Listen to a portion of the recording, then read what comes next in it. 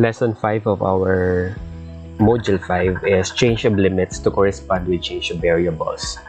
To evaluate the integral of f of x dx, it is often desirable to change the variable of integration x to another variable, say z, by using the explicit substitution formula such as if x is equal to phi z, therefore dx is equal to phi z dz. Yung purpose nitong pag-change natin ng variable is if we are using the substitution, either algebraic substitution or trigonometric substitution. So, nag-change yung variable natin since we did the substitution. So, meaning the limit should also change. So, kung nag-change tayo ng variable, after the integration, with respect to the new variable, we have two options. First is we either return to the original variable and evaluate the integral using the original limits, or change the limit to correspond with the change of variable. And kung babalikan natin yung previous example natin, which is the topic under the integrals involving the even and odd functions, so makikita natin dito na we have here from the problem, we have this limit here from 0 to a. No? So, since yung variable natin dito ay nasa x and we do the trigonometric substitution and napalitan na siya, naging theta na ngayon yung variable natin. So, after nating mag-integrate dito, we have this limit here which is the original limit. Hindi natin siya ginamit kasi this variable here is theta. So, ibig sabihin, dapat magkaroon tayo ng panibagong value para sa mga limits natin to correspond with the change of variable. So, ang ginawa natin dito is the option 1, which is binalik muna natin sa original variable x bago natin siya in-evaluate doon sa original limit from 0 to a. So, we have another option that since we used the variable theta here, dapat magkaroon tayo ng panibagong limit to correspond with this variable na pinalit natin. So, ito yung pag-uusapan natin ngayon and we would have an example for this. Example number 1, we have to evaluate the integral of the quantity 1 plus square root of x dx with the limit of 0 to 16. So, in here, we'll be using the algebraic substitution. So, we let y is equal to 1 plus square root of x. And we have here, square root of x is equal to y minus 1. And x is equal to y minus 1 square. So, we just square both sides of the equation in order for us to get rid of this square root here.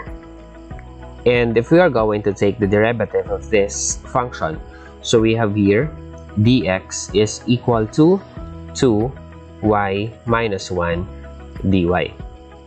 We substitute this in our equation and we would have here the integral of the square root of the 1 plus the square root of x would be equal to y. So meaning this would be square root of y, and your dx here is equal to 2y minus 1 dy.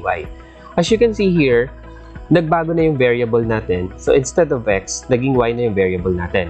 So, meaning, this limit here from 0 to 16 will also change kasi nagkaroon na tayo ng change in variable. So,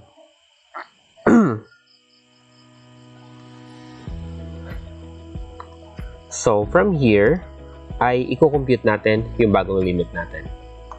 So, we would have if x is equal to 16, so we have here y is equal to 1 plus square root of 16.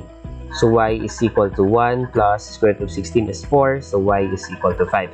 So, meaning, yung kapalit nitong upper limit na 16 would be equal to 5. And if x is equal to 0, so we have here y is equal to 1 plus square root of 0. So we have here y is equal to 1. So instead of 0, we would have here 1. And we have now the new limit to correspond with the change of our variable.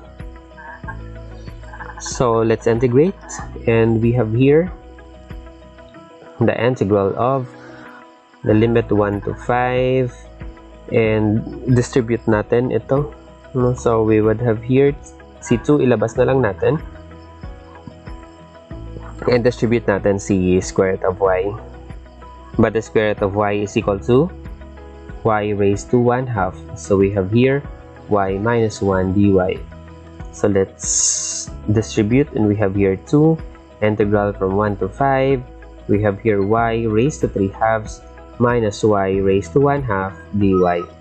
So taking the integral of this, and we would have here the integral of y raised to 3/2 is equal to y raised to 5/2 over 5/2 minus the y raised to 1/2. The integral of that is y raised to 3/2 over 3/2, and we have here limit from 1 to 5.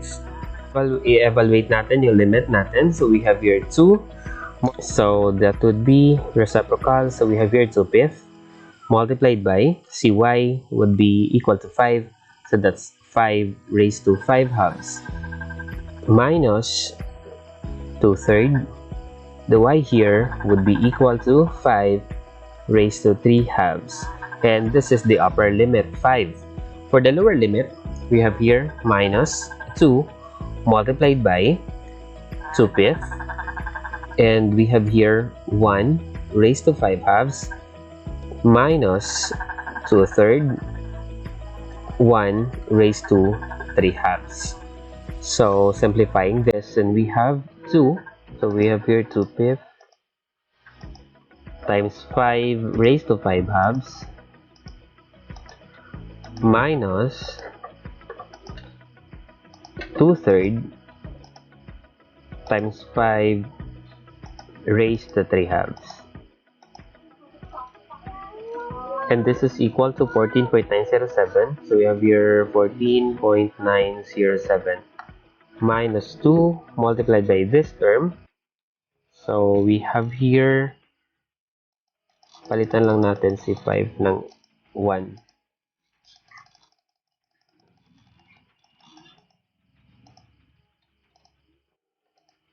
And this is negative 4 over 15.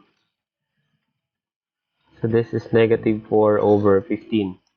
So we have here 2 times 14.907. Dang! Plus 4 over 15. And this is equal to 30.347. So we have here 30.347, and this is our answer.